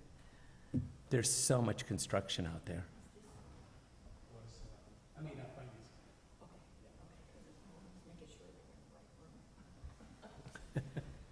Does the funding for the roads come out of the general fund, or is that mostly from the state? Say that again, Steve? Is the funding for the road repairs, is that coming basically out of the general fund, or is that really So there's more a state? combination of funding. There's $535,000 that is appropriated under highway for road reconstruction, under engineer. In addition to that, we utilize our Chapter 90 funds, which is about $606,000, has been the last several years. This year, we had a supplemental Chapter 90 of $300,000. We have town road improvement, we have drainage and catch basins under stormwater, and now we have sidewalks to help us do that when we're doing some of our main roads as well. So it's a combination of things. I think in total, we have about 1.4 million to spend. But please realize, over the last couple of years, that 1.4 million doesn't go as far as it used to go because of the escalation pricing. Now, one other thing to get to your point, Patrick, to extend the life of the road, the highway is now doing crack sealing, which they didn't do in years past. So that extends the life of the road to help preserve it as best we can. Again, to your point, the best we can, right? Sure. And there are a lot of variables when it comes to the roads. Like I said, the subgrade material is key. If you have, if you don't have a good gravel base that, water can't get through, it's just gonna get trapped. And you might see, I know that there's other towns that are looking at newer technologies of microsurfacing, and there's a whole range of things that you can do with asphalt.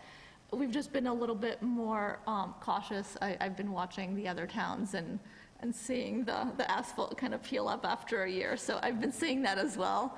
So there's a combination of things.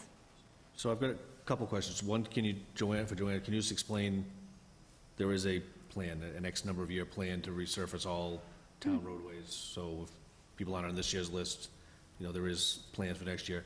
And my question for the CFO and town manager is, we just talked about sidewalks, putting them into the CIP to allow for the flexibility to roll over, because even though the roadways, we have, how many miles we attempt to do a year? We try to do 4. That seems like a big number, but when these asphalt contractors are going, when they can get a contract to do 290, that's their priority. So we end up at the end of the season, and then you're at the will of when the asphalt plants are gonna close, if it's a cold, cold fall. So why are we not, for the bigger numbers, also having that as a CIP, a capital number, where we'd have a little more flexibility between fiscal years? Because what we do is we focus on spending that 535 first, and because we can carry over Chapter 90. Chapter 90 can. So, the value of the road reconstruction work we do on an annual basis absorbs all of the funding sources that we identify. But if the timing is such where we can't spend it by June 30th, we're going to spend the 535 first and then rely on the other supplemental funding. The timing makes it a little bit difficult, just because you have, the state budget and the town budget comes out in the middle of construction season. So, so by the time that we are guaranteed that money and we can award that contract, we're way into that construction season, so we've kind of come upon that most years, but. You have some pretty good relationships with some of those companies that have done, and you assess their work, again, to the quality. If the company that they didn't hold up the way you thought it would, they certainly wouldn't be on your list for the following year.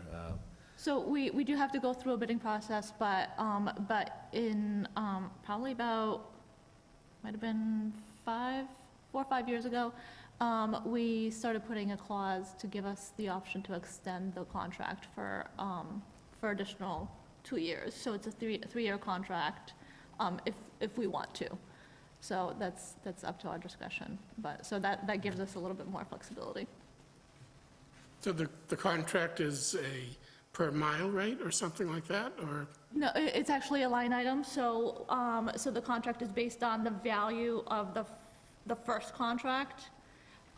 So we'll go through, and once we pick the road, we'll walk the road to see which, and it's itemized. So we'll have a quantity for excavation, a quantity for hot mix for asphalt. We'll have a quantity for sidewalk asphalt or driveway asphalt. It's all separated out. So that gives us an estimate of the work for that year, and then we're allowed to extend that contract, and we go by that value for the next year. Any other questions relative to highway and roads? No, I mean, I'd like to ask questions, but it's all driven by product and payroll, so it is what it is. Okay, facility management. So the facility management, like Ed said, that we have the position was moved from highway to this section, just because we recognize the fact that the person that was filling the position was doing much more than just being a carpenter, estimator. He was managing these projects. So that was basically the position kind of evolved over the years into something much more than just somebody that's just hammering a nail into the wall. So that was, so to recognize that, it was moved into the manager position was moved to the facility section. And this is relatively new, facilities as a sort of a carve-away section, right? And it can, and maybe just some historical for the new members, the value that this department has. I couldn't put I mean, the value is huge. Well exceeds the number that's. Oh, my God, yeah. So just to identify some of the projects that's been done, the field house, or the press box down at the high school was done. He's done work in creating new office space here on the second floor. He totally, the facility's totally rehabbed the Merriam Building where I reside, that whole thing. The reconstruction and rehab of Camp Gleason was totally done by facilities. The salt shed, the brand-new salt shed, the new facilities workshop down at DPW, new office space, rehab of office space down at DPW. He's helped the schools out. He's been, he's done work in every public building that we have. And he's going to be sorely missed. He's saved the town a lot of money. And I have to say, I leave before 7 in the morning, and I think that, I see that truck every morning is out before 7 on their way to some destination. So they're not lingering around the yard. It seems like they're right out to whatever their assignment is for the day, and, the work is. They rehabbed the 4 restrooms, 2 here, 2 downstairs, totally gutted them and rebuilt them. I mean, Cost to contract that out would have oh, been. it's huge, huge money. Questions relative to facilities?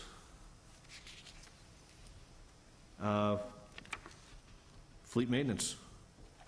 Okay, so this is, so the wages kind of stayed the same, but we, in recognition of our discussions last year, to make it a little bit easier to follow, because facilities supports more than just DPW, we split the repairs by DPW, fire, police, town hall, and then general maintenance supply. So we split up the estimated value of the work according to the department that it supports. And then in addition to that, we also have a software support, which will pay for the yearly cost of the software to track these work orders, the cost, the inventory, and whatever work orders that's put in by the other departments. Questions on fleet? Just on this software support, just wondering why it's not something that would fall under IT? Because it's just specialized to our department. It's special for Yeah, you, it's but a- is our IT... It's a fleet tracking, Right, but our IT person has no, it's not going to even be supported by them. No. You'll never need them. They don't need to be involved. No, they have special, I mean, the support comes with the Right, so license. is there a one-time support cost already included in this 15 that down the road will have to get renewed? So there's a yearly fee of the $15,000. Oh, so this isn't even initiating the software support, this is the first contract price? So we've already paid into the product. We have it, it's already in place. And this is just the So funding this for it is, for next year. this it was is... embedded under the repair line item, it just carved out to show it as a separate Sure. cost. Okay.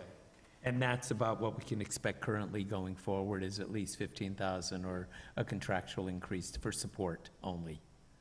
Okay. Okay, so it's existing software support, okay. Thank you.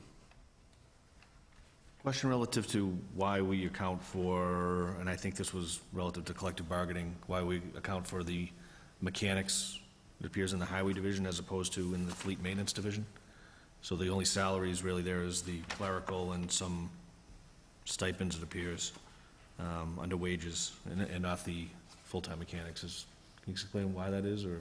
So the full-time mechanics are still in the departments that they had resided in, and then they get a differential for the work that they do. New mechanics that come on, would they, in the future, appear solely in the fleet division? So that at some point, we can have a true One was accounting? assigned to the fire department, and it's budgeted under the fire department. Yes. The others remained in highway, and there was one in sewer department. The sewer was reassigned to fire. I see there was one, I see under highway, there's one open position for, Yeah, there's one left in sewer, right. one open fleet mechanic, one, and it appears to be a, does that, would that eventually be put under fleet maintenance? We're currently under discussions with two bargaining groups to reorganize the positions under fleet maintenance, so I can't get into the specifics about that, but there will be some changes coming down the road. I know people came from different assignments into those We mechanics want it roles. under one umbrella. That's Be able to see a true for cost accountability, for, efficiency, yes. true cost of what it Yep. costs to operate our fleet. Okay, thank you.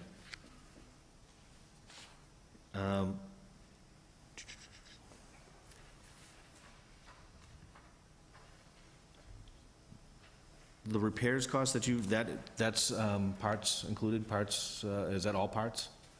Because the salaries are not listed here, but Right, so the repair costs that are listed here are an estimate, but they do include, they're based on the trends over the past, the past few years, especially this year. So they would include any, whatever we had, whatever we had paid out to send vehicles out, if we weren't able to fix them. So that's parts and subcontracting, or is that? Yes.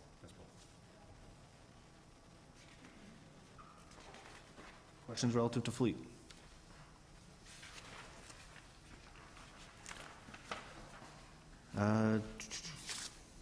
Parks Department? So the only increase that we have here is the Veterans Memorial. The Veterans Memorial Corridor, I think it was built, I want to say close to 15 years ago, and it's just, it's getting a little bit older, so it needs a little bit more maintenance than in previous years. The trees are overgrowing, so we need to trim out the trees, maybe replace some, as well as some lighting upgrades.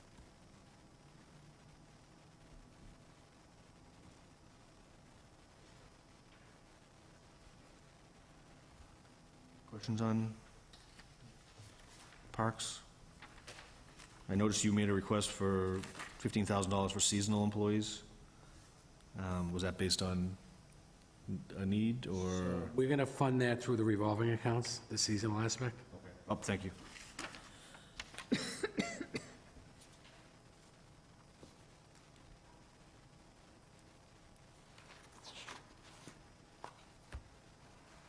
additional questions on this one? The golf course. Okay, so we're looking at some changes. I guess, first of all, there's the biggest part would be in the wages account in the seasonal employees. We're looking to increase the number of seasonal employees. Currently, we only have one person working at the clubhouse, checking anybody in, letting people out. It's making it difficult to really monitor anything outside, so we want to have a ranger outside. And that's also based on a survey that the clubhouse manager had done. The speed of play was a concern for a lot of people, so the speed of play. Speed of play. George, you can attest to that? Yeah, I agree. So to have somebody out there and kind of remind people to move along, not, to kind of limit the number of, the time that they take at HT. So we're looking to have somebody out there once, in addition to, speeding up the play, possibly allowing, maybe selling water, that type of thing, because, it might get a little bit hot, once they get out there, it's kind of difficult to come back. So, so we're increasing the staff, so you're gonna see that huge jump for the seasonal employees and the grounds. Yeah, I remember one time last year, my wife's cousin and I got through 4 holes and we just left because it was so bad. So it's probably a very good idea. Keep people happy, keep them coming back, so, yep. So that would be my question. Can you just, in overall, how successful last year was, and explain that Packagug has a revolving account for? Enterprise account. I knew I'd get it wrong, I tried. So I think they eclipsed 800,000 in revenue last year, is that? I know that calendar year was definitely. 800,000, so certainly that built up the retained earnings in the enterprise. So this level of expense can be supported by the revenue coming in, and I know they had an increase in some fees, right? Yes, we increased the seasonal passes last year. So all things being equal, if we have the same level of activity, we should see something in excess of 800,000 once again. So, the golf course has done very well. It's managed very well. And so That's good news, because I remember when we first went to this concept, it was being questioned by town meeting, and it's been very successful ever since we took over the golf course. Yeah, I've heard nothing but, accolades for the conditions of the course. Unfortunately, the little bit of the slow play, maybe that can be resolved, but if you're out there, George, I mean, it's, Yeah, it's always nice and green, and So, well, just to let you know, a future consideration that we're having discussions now is we had an engineering study done for irrigation and drainage. So we're looking to come up with a value for that, and then maybe take out a bond issue for a 10-year period of time that would be covered through the revenue coming in.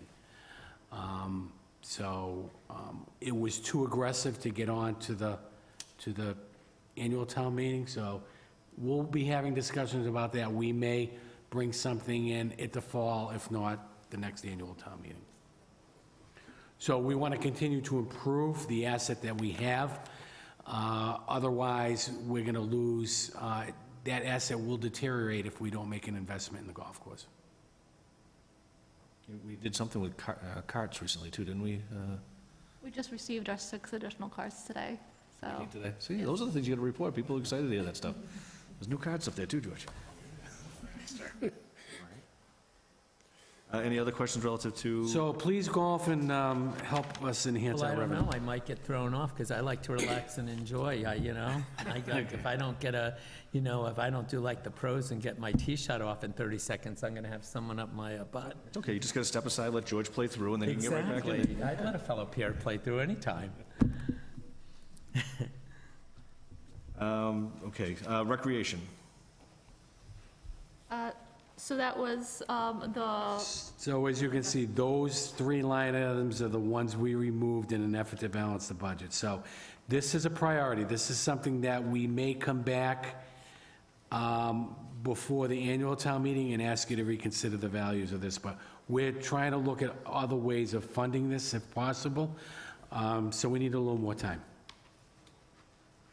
Sounds like. Unless you want to build it in now in hopes of, it's going to put the budget out of balance, but we are hopeful that our new growth may come in stronger than what we have estimated. Sounds like a job for our economic coordinator to reach out to our business community to support the people. and the- Unfortunately, the permits drive the value that we capture. That's still ongoing, so, 'Cause I think we've already, a bigger portion of those events is already in, like, public safety and stuff. We've approved those. right, so in addition to that, we have special detail costs. Not even special detail, because those events are covered through their portion of the budget, not through a detail rate. So there are costs that we've already Right, yes. recommended. So I don't want the public to think that we're sort of, these events are not going to happen. I think it's just at the moment. Yeah. I mean, yeah. Yeah, I don't know how to phrase that one. Listen, I wouldn't be opposed to someone making a recommendation to reinstate those for the values that they've been requested at. I'll make a motion to reinstate them. Second. Okay, we have a motion and a second to reinstate the lines of special events, Memorial Day, and the 4th of July. Right. Motion and second, all in favor? Aye. Okay.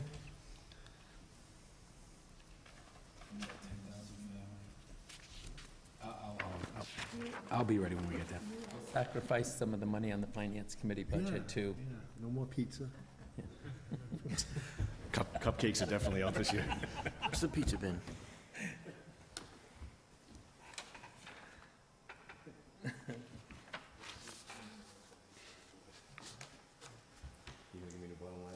When we get there, I'll have that for you. Thank you.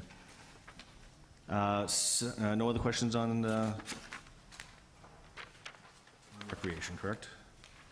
And just for the record, I'm doing that specifically to send a message to the people in the town that if they don't understand, that's not missing, and later they're not wondering what's going on.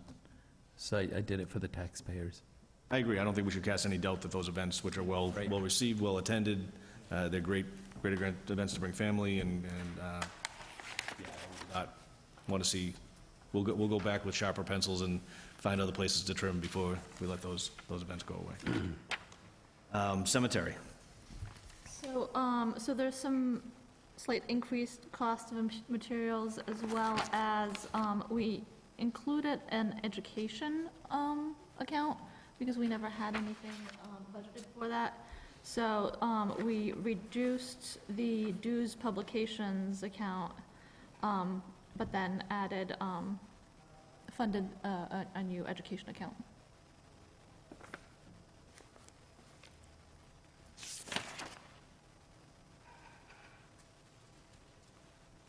Any questions on cemetery?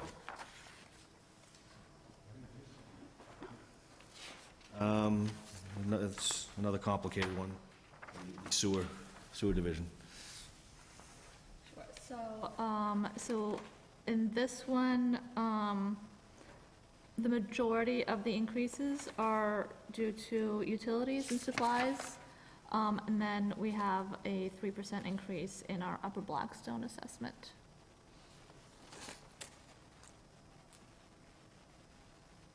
Can you just explain that, the Upper Blackstone again? How often do we get reassessed for? So that's assessed on their budget, and the assessment is based on a 3-year average flow.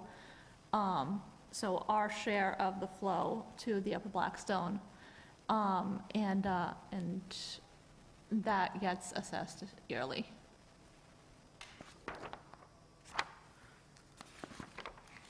Questions on sewer?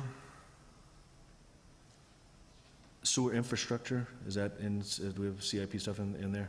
Because we've had some stuff over the last, big stuff, right, over the last few years with Upland and a couple other places, the connectors, those were projects, but emergency stuff, I think we had, was it up? We had 2 emergency repairs that we actually raised on the recap sheet as a revenue deficit, so, with DOR approval. Any questions on sewer?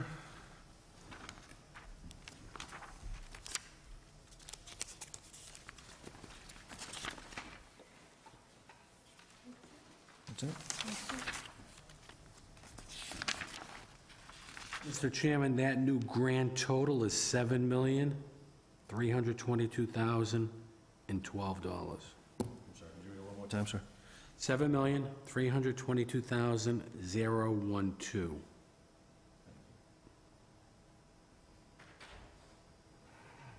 Okay, so FY '24, it was $6,995,780. This year, the department's request was $7,536,715.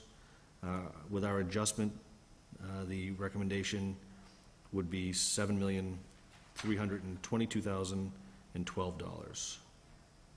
Motion to recommend. Second. We have a motion and a second to recommend. All in favor? Aye. Very good, thank you. And CIP, do we have stuff on this year? I assume we would.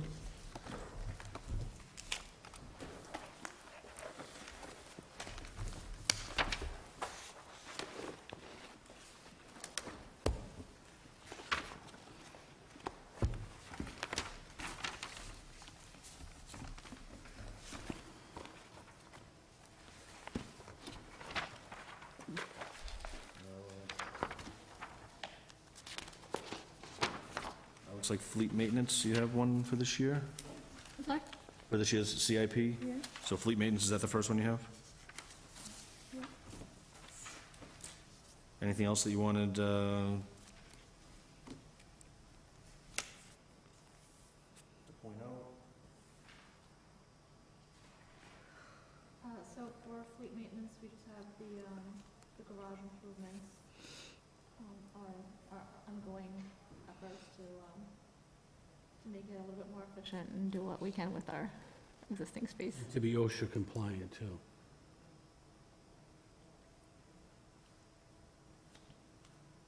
Is there a point with that building that the cost benefit isn't a new Butler building of some sort and replace that as opposed to trying to cobble that back together into a workable space? I haven't been down to see what the building looks like, but I just, $60,000 a year over, a few years, do we get to a point where we would have been better just I think we've made some major improvements. I think Joanna will tell you the same internally. There are some additional,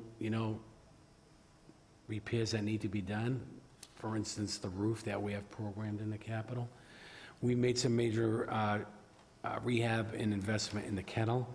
So I think to wipe that out would be, after we spent some significant amount of money, would be not a good decision to make. So certainly, I think that has to be a consideration in the future. I think, that is one of our facilities that really needs improvement in updating, but we're not there yet. We have too many other things that are under consideration at this point. I was just I wasn't recommending taking this off or stopping the direction we're going, just as considerations go, sometimes with these. No, so you made a good point.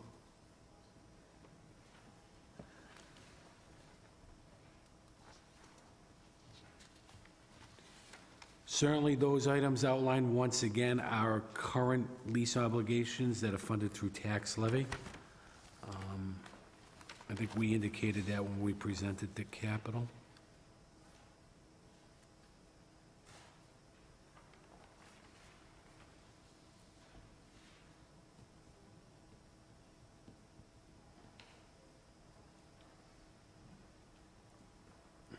Were there any, I guess, for this committee, were there any decisions or things that were pushed, either adjustments made or things that were pushed out to another fiscal year? Yes, there wasn't, if you look under highway, you'll see the $100,000 for sidewalk pedestrian safety, funded through bond proceeds. That was not recommended originally in '25. That's the one we reprogrammed from the DPW operational side of the budget to CIP.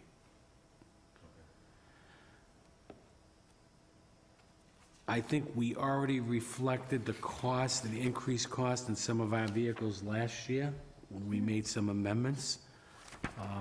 So we feel as though those values, actually, there was one six-wheel dump at $60,000, we amended to $95,000.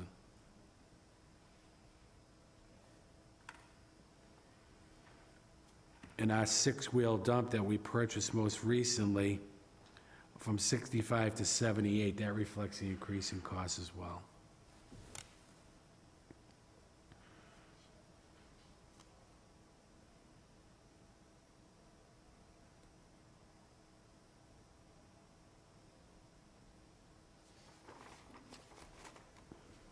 Any questions on the CIP relative to DPW?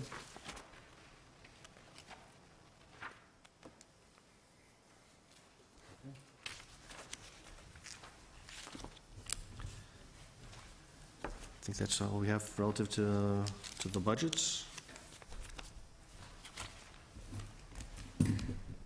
Joanna, thank you very much for your time and your information.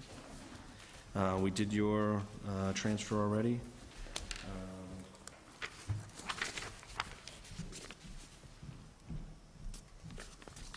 We did not have any up to 250s, right? So, and unless there's any questions on the minutes, we will just take those as presented to us here. So for next week, April 3rd, we've got APATH, Norfolk Aggie, General Services, Reserve, Pensions, Benefits, and Youth Commission. And will we have the warrant to vote on as well as the CIP? Yeah. Everybody, does next Wednesday still work for everybody? Okay, great. 5:30 again, yeah, that seems to be, I know we're coming in on two wheels, most of us, but we make it happen. If we get a few minutes' notice you're gonna be late, we can always pump the brakes on cable television from Owen Live, so. Anything else? Any other, do a motion to adjourn if nobody has anything else? Motion to adjourn. Motion? Second. Second, all in favor? All right, okay, we're adjourned.